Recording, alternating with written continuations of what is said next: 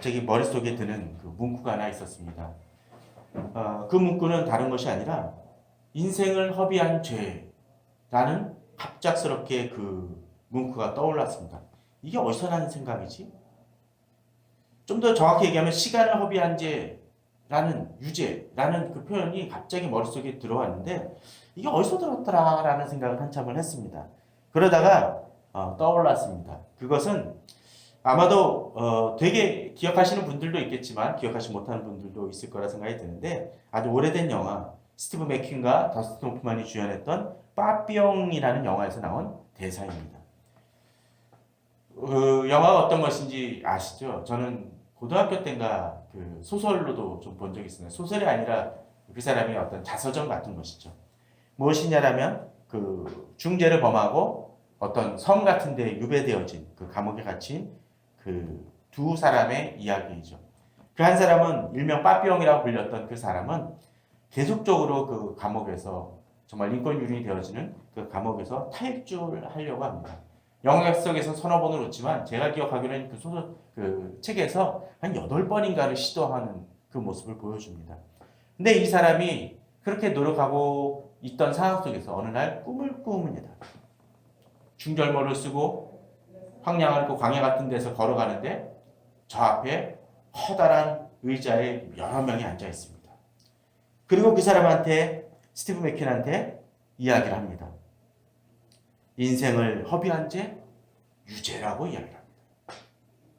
그래서 스티브 맥퀸이 맞습니다. 저는 유죄입니다 하고 돌아서며 걸어가는 장면이 그 꿈속의 그 장면이 등장을 합니다. 바로 그 장면에서 제 글귀가 제가 생각했던 그것이 떠오르더라고요. 그것이 왜 갑자기 생각났는지 잘 모르겠지만 그것을 생각하면서 갑자기 그런 생각이 좀 들었습니다. 그래 맞다. 어쩜 우리들의 삶은 정말로 그 무엇보다도 하나님 앞에서 인생을 어떻게 살아가느냐에 따라서 특별히 인생을 허비한 삶이라면 그 삶은 유죄일 수밖에 없다라는 생각이 했습니다. 물론 나름대로 내 자신이 열심히 살아가고 또 내 자신이 그 목표를 향해서 달려가고 나름대로의 성취를 이뤘을지도 모릅니다. 다른 사람보다 도덕적으로 좀 나을지도 모릅니다. 그러나 세상의 기준에선 그럴지 모르지만 하나님의 기준에서 과연 내가 옳은 것이냐라고 생각되어질 때는 아닐 것 같습니다. 시편 143편에 보면 다윗의 탄원이 나옵니다. 여호와여 내 기도를 들으시며 내 간구에 귀를 기울이시고 주의 진실과 의로 내게 응답하소서. 주의 종에게 심판을 행하지 마소서. 주의 눈앞에는 의로운 인생이 하나도 없나이다라고 되어 있습니다.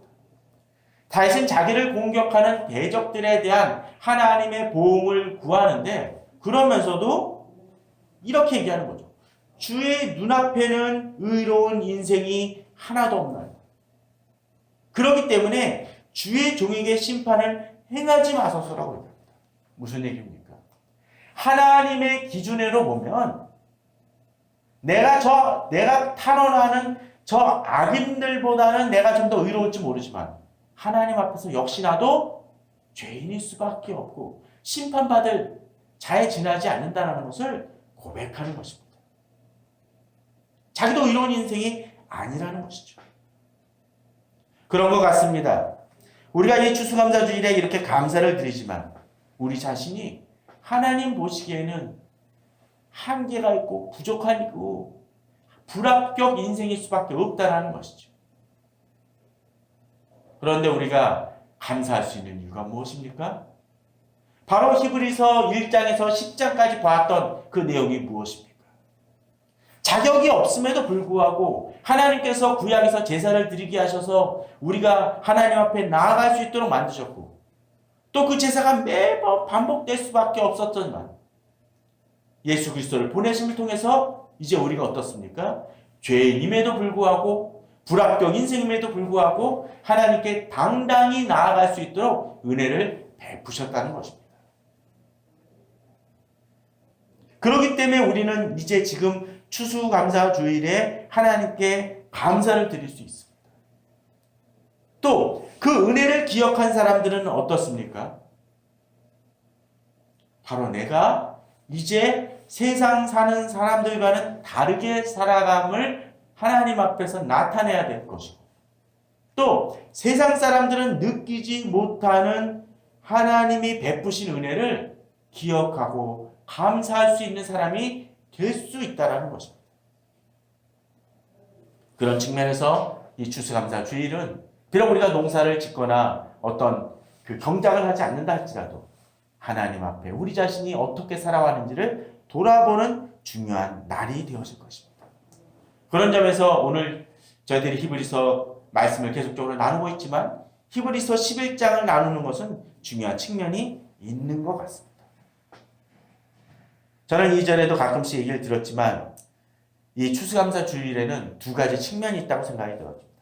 첫 번째 건 그것입니다. 하나님이 우리에게 주신 것을 감사하는 것도 있지만 하나님이 우리에게 맡기신 것을 제대로 뿌리고 수고하여 거두게 된 것을 보고하고 감사하는 것입니다. 마치 달란트 비유나 열무나 비유와 같습니다. 그들은 어떻습니까? 주인이 와가지고 네가 맡긴 걸 갖고 오라고 했었을 때 그들은 갖고 옵니다. 그리고 주인 앞에 칭찬받으려 자랑을 하죠. 한번 생각해 보시기 바랍니다. 하나님 우리에게 맡기신 것을 제대로 수고했습니까? 주신 것만이 아니라 그 주신 것을 그냥 땅에 묻으라는 것이 아니라 허비하라는 것이 아니라 그것을 가지고 무엇을 하였는지를 생각하고 또 그렇게 정말로 열심히 사는 사람은 어떻습니까? 하나님께 감사하는 거죠, 당연히. 또한 앞서 얘기 드렸던 것지만 우리들은 하나님 앞에서 유죄지만 하나님이 내게 은혜를 베푸시니까 감사할 수 있습니다. 특별히 히브리서 11장은 다시 얘기하지만 하나님이 주신 은혜를 그 기억하고 그냥 거기서 멈추는 것이 아니라 이제 어떻습니까? 그 하나님이 주신 은혜를 붙들고 바로 세상과는 다르게 살아간 사람들의 기록입니다. 우리가 자주 이야기하듯이 히브리서 11장은 뭡니까? 믿음장입니다. 근데 그것은 그냥 믿음라고 이야기하는 것이 아니라 믿음을 가지고 살아간 사람들의 기록에 대한 이야기. 그 기록을 가지고 우리들도 그렇게 이제 정말로 너희들이 하나님의 은혜와 정말 예수 그리스도께서 나를 위해 죽으시고 이제는 더 이상 제사를 드리는 것이 불필요하게 만드셨다라는, 넌 이제 이렇게 과거와는 다르게 살아야 된다는 것을 보여주는 증거물들이고 결과물들이라는 것을 히브리서 11장은 가르쳐주고 있습니다. 그런 측면에서 저희들이 또 이 히브리서 11장을 몇 주에 걸쳐서 보게 될 터인데 그 히브리서 11장에 나오는 여러 가지 기록들을 보면서 우리들이 기억해야 될 것입니다. 특별히 히브리서 11장 1절은 이제 이렇게 시작합니다. 믿음은 바라는 것들의 실상이요 보이지 않는 것들의 증거니라고 되어 있습니다. 자, 여기서 독특한 표현이 등장합니다. 믿음은 무엇입니까? 바라는 것들의 실상이라고 되어 있습니다. 그게 뭡니까? 내가 소망을 가졌다는 거예요. 근데 그 소망을 가졌는데 그게 어떻습니까? 지금 당장 내게 드러난 것입니까? 바라여 이루어진 것이 아닙니다, 아직. 그러나 그럼에도 불구하고 이 바라는 것이 이제 그 나타날 것을 믿을 수 있는, 그것을 확신할 수 있는 그것이 무엇? 바로 믿음이라는 것이죠. 또 두 번째로 보이지 않는 것들의 증거가 되어집니다. 그렇습니다. 믿음을 가진 사람들은 지금 이것을 보고 있는 것이 아닙니다. 아직 보이지 않습니다. 만약 이렇습니다. 지금 우리가 그 뉴스에서 나오는 어제인가 이렇게 뭐 부산에서 만취해서 음주사고 내서 한 명 죽고 뭐 몇 명이 다친 크게 중상을 입은 얘기 등장을 하는데 그 얘기를 어느 사람이 그냥 전해줬다 그러면 그냥 전해줬다라고 들었겠지만 우리들은 요새 어떻습니까? 그걸 뉴스를 봅니다. 그걸 보니까 어떻게 합니까? 그걸 이제 알게 되는 거죠. 그냥 믿게 되는 거죠. 그건 사실에 대한 그냥 믿음에 지나지 않습니다. 엊그저께인가 친구를 만났더니 그런 얘기를 하더라고요. 그 예전에 그 과거에 이렇게 민주화 운동 일어나기 직전에 있었던 그 여러 가지 박종철 고문 사건과 관련했던 영화, 그 1987년이라는 영화가 있죠. 자기 두 딸이 그걸 보고서는 막 흥분을 하고 막 그랬었대요. 근데 그 생각을 갖습니다. 그들은 아직 보진 않았어요. 영화로만 봤을 뿐이에요. 그러나 그럼에도 불구하고 그것을 믿습니다. 왜 그럴까요?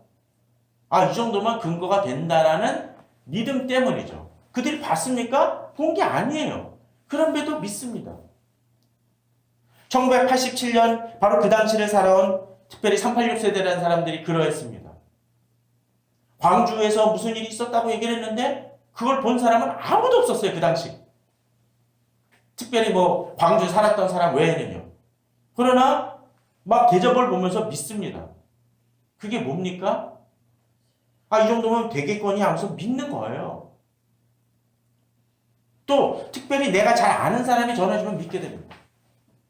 믿음이라는 그런 거죠. 이런 어떤 역사나 여러 가지 사건에 대한 믿음도 그러한데 신앙에 대한 믿음은 훨씬 더 다릅니다. 이 믿음을 왜 우리가 믿을 수 있습니까? 바로 하나님이 우리에게 주신 그 믿음이기 때문에 우리는 그 믿음을 토대로 특별히 말씀을 토대로 믿음으로 나아갑니다. 그것이 비록 보이지 않는다. 특별히 보이지 않는 것이 무엇입니까? 바로 우리에게 다가올 천국에 대한 소망을 가지고 달려갈 수 있다는 것이죠. 세상 사람들은 어떻습니까? 죽으면 끝입니다. 그렇기 때문에 두려워하고 떨립니다. 그러나 하나님을 믿는 우리는 어떻습니까? 죽은 다음에 누가 봤어요? 성령 중에 죽었다가 살아난 분 계십니까? 없습니다. 저도 없습니다. 그러나 그럼에도 불구하고 천국에 대한 소망이 있습니다. 그렇기 때문에 죽음에 대해 우리는 담대합니다. 왜?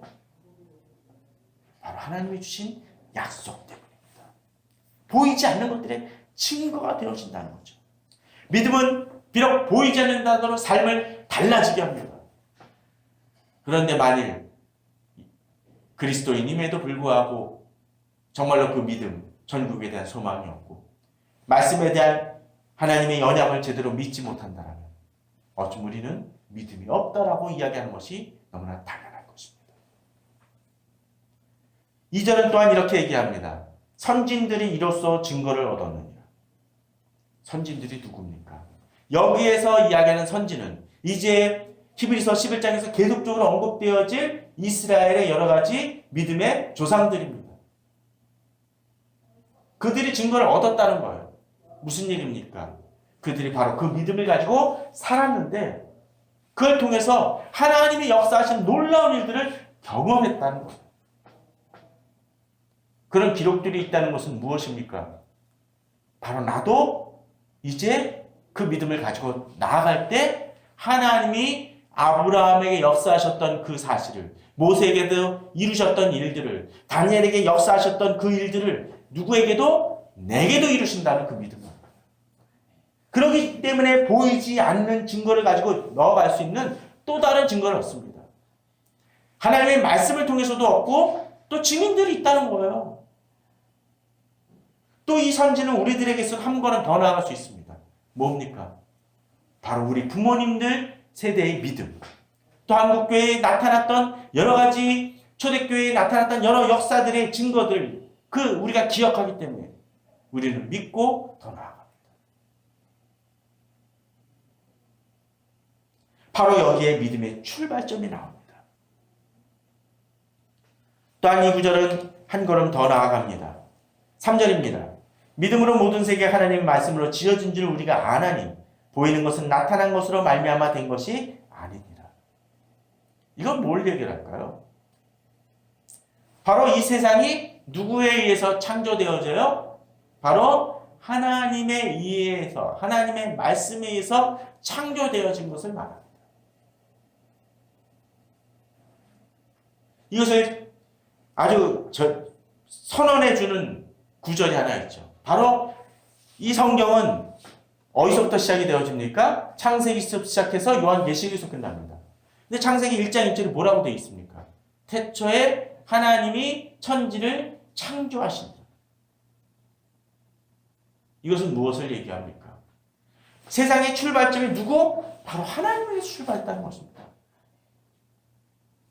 성경은 그냥 중간에서 갑자기 시작하지 않습니다. 고려시대 때 갑자기 나타나거나 아브라함에게 갑자기 나타난 그 하나님이 아니라 시작을 이야기해 줍니다. 그 얘기는 무슨 얘기입니까?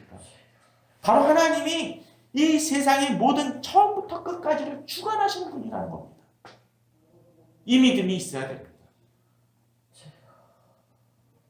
물론 하나님께서 이 세상을 어떤 방식으로 이루으셨는지 정확히 알 수는 없습니다. 성경은 과학서가 아니기 때문에 그거에 대해서 왈가왈부할 것은 제 영역은 아닙니다. 그러나 한 가지는 분명 기억하십시오. 태초에 하나님이 천지를 창조하십니다. 그것이 어떤 형식으로 이루어졌는지 나는 알지 못합니다. 마치 그런 것이죠. 우리가 빵을 구울 때 어떻습니까? 뭐 이스트를 넣고 해가지고 오븐에 넣습니다. 근데 나는 밀가루를 넣는데 한참 지나면 뭐가 됩니까? 빵이 돼서 나와요. 그걸 과학적으로 아무리 요리사하고 셰프라 할지라도 그것이 어떻게 변모되어지고 어떤 화학적 공식에 의한 것인지 어떤 환경과 그거에 대해서인지 설명할 수 있는 셰프 있습니까? 없을 겁니다. 물론 이론적으로 대충 설명하겠죠. 우리가 이 세상에 대한 것도 마찬가지입니다. 우리에게 나타나는 많은 것들도 그렇습니다. 우리가 하나님의 말씀을 가지고 믿음으로 나아갈 때 믿음을 가지고 나아가지만 하나님께서 어떻게 일을 이루실지 아무도 알지 못합니다. 하나님이 역사하신 걸 믿음으로 나아가는 것이죠. 이것이 믿음입니다. 그런데 그 일을 하나님이 태초부터 이루셨다는 거예요. 그렇기 때문에 우리는 다른 삶을 살아갑니다. 세상과는 다르게 이 세상을 바라보는 것이죠. 이 세상부터 만드신 하나님이시기 때문에 이 세상이 돈을 따르고 권력을 따른다 할지라도 우리는 그 이상을 지배하시는 하나님을 바라보며 나아갈 수 있습니다. 그러기에 우리가 이렇게 추수감사주일에 예배 드릴 수 있는 것도 바로 그런 연유이죠. 오늘 본문은 한 걸음 더 나아갑니다. 4절에 보게 되면 원래는 제가 한 12절까지 하려다가 이 서론적인 부분들이기 때문에 오늘 그 6절까지만 하는데 4절을 보면은 이제 첫 번째 제시가 나옵니다. 믿음으로 아벨은 가인보다 더 나은 제사를 하나님께 드림으로 의로운 자라 하시는 증거를 얻었으니 하나님이 그의 예물에 대하여 증언하심이라. 그 죽었으나 그 믿음으로써 지금도 말하느니라. 왜 하나님께서 이 아벨의 제사만 받으셨는지에 대해서 막 왈가왈부하는 사람들이 참 많습니다. 뭐 양을 드렸기 때문이라고 얘기도 하고 그 가인은 대신 뭐 곡식을 드렸다고도 얘기를 하는데 다 그걸 떠나서 성경은 단순하게 얘기합니다. 바로 믿음으로 드렸다는 거죠. 여기에 중요한 포인트가 있습니다. 오늘 큐티 본문이 말라기였었는데 말라기에서도 그렇게 얘기를 하더라고요. 제사장을 하나님께서 꾸짖습니다. 니들이 온전한 것을 드리고 막 그런 제사를 드리는데 너희들 재물 좀 갖고 오지 말아라 라고 얘기합니다. 아니 제사장이 재물을 드리는 게 뭐가 잘못입니까? 근데 하나님 말라고 얘기합니다. 근데 그것이 병든 거, 약한 거, 그리고 훔친 것이라는 표현이 등장을 합니다. 병든 거, 약한 건 이해가 돼요. 제사 중에도 그 구약의 제사를 보게 되면 뭐라고 되어 있습니까? 여러 가지 병든 거나 뭐 흠이 있는 거를 드리면은 하나님 받지 않으시죠. 근데 여기는 훔친 것도 들어갑니다. 공의에 해당되는 것이죠. 저는 요새 한국교회를 생각해 보면서 그런 생각을 해봅니다. 한국교회에서 이렇게 그냥 헌금을 드리지만 헌금 액수를 밝히는 데도 있고 또 금액이 워낙 크면 자연스럽게 드러납니다. 그죠? 그래서 뭐 한 1억, 2억 헌금하신 분이 있다고 쳐봅시다. 예전에 저쪽 그 서초동 쪽에서 무슨 정보사 사기 사건 할 때 그것에 주역되는 분이 그 사기를 쳤던 분이 교회를 다니셨다고 들었습니다. 그분이 헌금을 했어요. 상당한 액수의 헌금을. 그래가지고 나중에 그것을 돌려달라는데 돌려주니 많으니 막 그런 거에 대한 소송이 벌어진 사건을 기억을 합니다. 또 예전에 몇 년 전에 있었던 사건 중에 그런 것이 있습니다. 어느 분이 교회 헌금을 아주 주도적으로 주관하시는 분이 있는데 이분이 그 교회의 창고를 돈 세탁하는 통로로도 사용을 했습니다. 예, 이분이 교회에 헌금을 드릴 때 아마도 이 상당한 액수를 들었고 교회가 그분 헌금이 아니면 돌아가지 않았을 것입니다. 그런데 한번 생각을 해보십시오. 과연 그것이 하나님 앞에서 합당한 예물이었을까? 아닐 것이었을 것입니다. 전 그렇다고 해서 다 이 정말로 올바르게 세워졌는지 막 그걸 다 따지고 드리자는 얘기를 드리는 것이 아닙니다. 근데 세상은 많이 드리는 헌금을 더 귀하게 여길 뿐이라는 것이죠. 그러나 예수님은 다르게 보셨죠. 그러기에 뭐라고 얘기하십니까? 화부에 2렙돈이라고 얘기하십니다. 전 재산을 드렸다고 얘기합니다. 우리 시각은 달라져야 됩니다. 아벨은 바로 그러했습니다. 가인이 보기에는 더 많은 제사를 드린 것 다 보였을지 모릅니다. 그러나 아벨은 자기 중심을 드렸습니다. 그러게 하나님은 받으셨습니다. 그런데 세상적으로만 한번 생각을 해보십시오. 그리고 결과는 뭐였습니까? 하나님 받으셨으면 뭐 표가 납니까? 연기가 쫙 올라가고 뭐 그랬을 수도 있겠죠. 결과는 어땠나요? 누가 남았습니까? 가인만 남았습니다. 죄송하지만. 아벨은 죽었어요. 인생이 끝났습니다. 그걸 보게 되면 어쩜 우리는 그랬을지 모릅니다. 주변 사람들은. 그 당시 주변 사람은 없었겠지만. 주변 사람들이 있었으면 뭐라 그랬을까요? 아벨은 실패한 인생이라고 얘기했을지도 모릅니다. 왜? 그냥 죽었으니까. 살해당하고 그냥 끝나버렸으니까. 어쩜 그렇게 얘기했을지 모릅니다. 오히려 가인은 자손들을 많이 낳았습니다. 그러나 하나님의 시각은 다릅니다. 하나님이 그를 뭐라 그럽니까? 의로운 자라고 이야기하셨습니다. 세상은 세상에서 비춰지는 사람들의 기준만 바라봅니다. 그러나 우리는 어떻습니까? 하나님의 시각은 바로 영생과 그 하나님의 기준에서의 모습이 드러나기 때문에 가인은 실패한 인상이고 하나님이 낙인을 찍지 않고서는 살아날 수 없는 존재에 지나지 않았습니다. 그리고 가인을 그렇게 심판하신 이유가 뭡니까? 하나님이 아벨의 피의 탄원을 들으셨기 때문입니다. 다르다는 것이죠. 우리 인생은 어떻습니까? 또 한 구절은 그렇게 나옵니다. 아벨이 허무하게 바로 죽었다라면 여기 또 한 명의 인물이 있습니다. 믿음으로 에녹은 죽음을 보지 않고 옮겨졌습니다. 하나님이 그를 옮기심으로 다시 보이지 아니하였다라고 되어 있습니다. 그는 옮겨지기 전에 뭐라고 되어 있습니까? 하나님을 기쁘시게 하는 자. 앞에 아벨이 의로운 자라는 칭함을 받았다라면 여기서 에녹은 어떻습니까? 하나님을 기쁘시게 하는 자라고 되어 있습니다. 성경은 창세기에서 그렇게 얘기하죠. 에녹이 어떤 사람이요? 하나님과 동행하는 사람이라고 되어 있습니다. 저는 우리 인생이 어떤지를 좀 돌아보길 바랍니다. 의로운 자입니까? 또 하나님을 기쁘시게 하는 자입니까? 믿음의 사람들은 그렇습니다. 그들이 그렇게 나아가는 이유가 무엇입니까? 세상이 어떻게 돌아가는가요? 세상의 기준이 무엇인가요? 무엇으로? 믿음으로.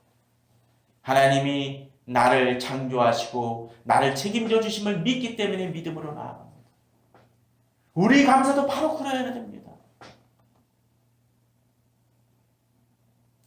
저는 수능이 끝날 때마다 또 수능 기도를 위해서 여러 번 아는 사람들 놓고 또 교인들 놓고 기도하지만 그럴 때마다 기도하는 제목이 있습니다. 그리고 그들에게도 당부합니다. 그것은 이것입니다. 수능 시험 잘 봐서 좋은 대학에 들어가야 되지만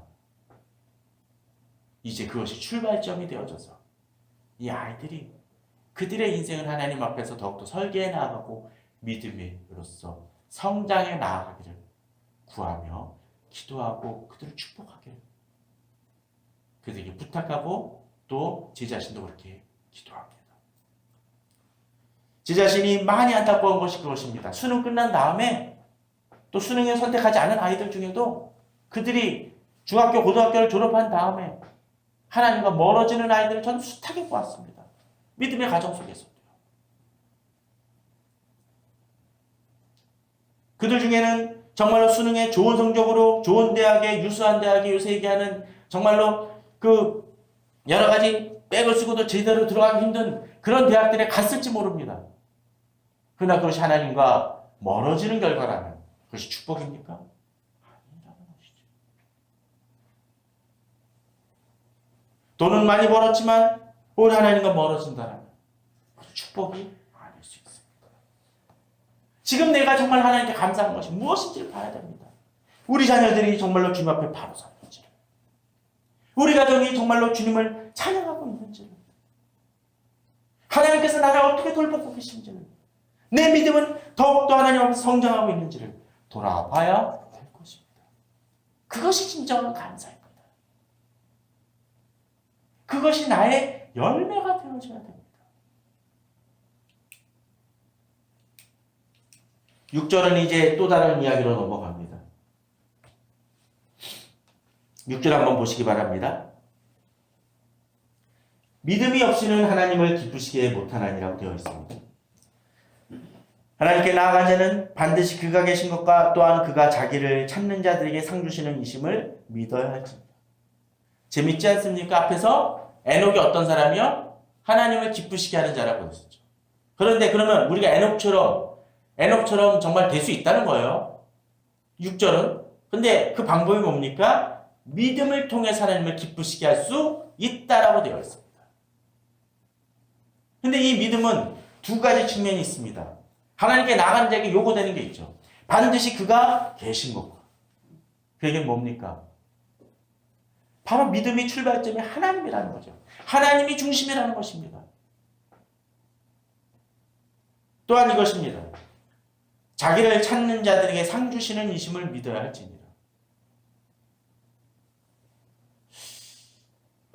저도 참 예전에 믿음이 없어서 그럴 때가 있습니다. 제가 예전에도 그런 얘기를 드린 것 같아요. 예전에 그 크리스찬 기업에서 대학교 때쯤 알바를 한 적이 있습니다. 알바를 했더니 이 알바비만 준 것이 아니라 딱 이제 그 상품권 같은 거를 주는데요. 어디 매장에 가가지고 이 티켓을 제시를 하면은 해당되는 제품으로 바꿔주겠다. 그런데 이게 되게 웃긴 것이 상품권 이렇게 해가지고 뭐뭐 티켓 상품권 뭐뭐뭐뭐 상품권이 아니라 그냥 이렇게 쪽지 같은 거에다가 사인만 돼 있어요. 개인적인 사인. 아무것도 없습니다. 그러니까 이 시험이 들기 시작을 합니다. 이걸 가지고 가서 창피당하면 어떡하지? 누가 몰라주는 사람이 있으면 어떡할까? 제가 가서 바꿨을 수 있었을까요? 바꿨습니다. 이런 것 같아요. 이것이 믿음 아닐까요? 자기를 찾는 자들에게 상 주심. 우리 하나님을 믿어. 그런데 하나님을 믿긴 하는데 하나님이 벌 주시는 하나님으로 생각하는 사람들이 있습니다. 나를 구박하시는 하나님으로 생각. 하나님은 내 입을 꼬이기만 하셔. 하나님은 어떤 분입니까? 찾는 자에게 상 주시는 분이시라는 겁니다. 내가 기도할 때 응답하시는 하나님이라는 것입니다. 나를 지키시는 하나님이시라는 것입니다. 그러기에 우리는 더욱더 담대할 수 있습니다. 어떤 면에서 신앙은 무대포 신앙입니다. 하나님 믿고 의지할 때 하나님의 역사하심을 믿는다는 것입니다. 바로 그 내용이 무엇입니까? 7절에서부터 그 뒤에까지 계속적으로 나옵니다. 번역이 좀 다를 수는 있지만 이 히브리서 마지막 장에서는 그 마지막 거의 11장 마지막에서 뭐라고 얘기합니까? 이런 사람은 세상이 감당치 못하더라라고까지도 이야기를 합니다. 대단한 거 아닙니까? 그들은 죽기도 하고 핍박도 당했던 사람인데 이런 사람은 세상이 감당지 못한다고 되어 있습니다. 말릴 수 없는 사람이라는 거죠. 저는 우리 성도님들이 그런 분들을 원합니다. 믿음으로 나아갈 때 주께서 역사하십니다. 물론 이 구절은 믿음으로 나아갈 때 무조건 돈 많이 벌고 학교 잘 가고 그 얘기를 안 드리는 것이 결코 아닙니다. 에녹, 아벨은 그냥 죽간에 죽기까지 했습니다. 고통당한 이들도 성경에 보면 많이 있습니다. 그러나 그런 속에서도 하나님께서 궁극적으로 나를 승리케 하실 것을 믿고 믿음으로 나아가게 그들은 승리할 수 있었습니다. 오늘 이 시간 이 추수감사주의를 맞이하면서 우리가 다시 한번 이 감사의 제목을 새롭게 정의하고 믿음의 정의를 새롭게 하며 더욱더 믿음의 결단을 하고 믿음의 싸움을 행해 나감을 통해서 하나님을 기쁘시게 하는 자 되시는 또 하나님의 상급을 받는 우리 성도님들 되시기를 주님의 이름으로 축원합니다.